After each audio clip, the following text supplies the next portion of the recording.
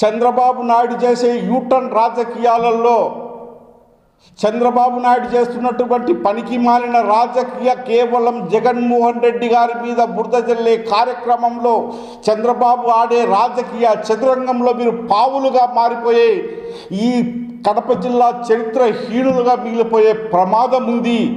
రాజకీయాల విషయం దేవుడెరుగు. కడప జిల్లా ప్రజల్లో మీరు చులకనగా ఏర్పడేటువంటి ప్రమాదం ఉంది. రాజకీయాలు ఎవరికి శాశ్వతం కాదు, అధికారం ఎవరికి శాశ్వతం కాదు. ఈ కడప జిల్లాలో నీతి నిజాయితీవంతుడుగా మిగిలిపోయినటువంటి వాళ్ళే చరిత్ర మిగిలిపోతారు.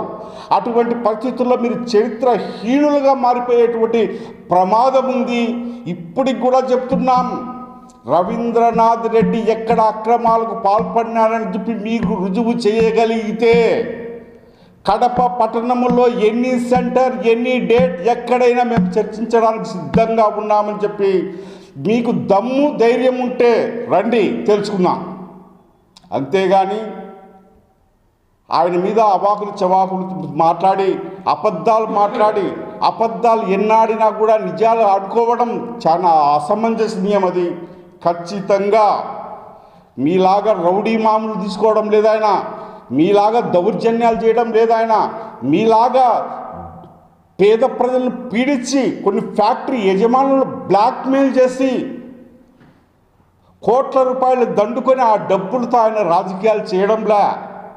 సొంతంగా ఆయన కొడుకు కష్టపడుతున్నారు, వ్యాపారాలు చేస్తున్నారు, వ్యాపారాల్లో వచ్చే డబ్బులతో రాజకీయాలు చేస్తున్నాడే కానీ ప్రజల ఆస్తులను ప్రభుత్వ ఆస్తులను దండుకొని మాత్రం రాజకీయం చేయలేదు.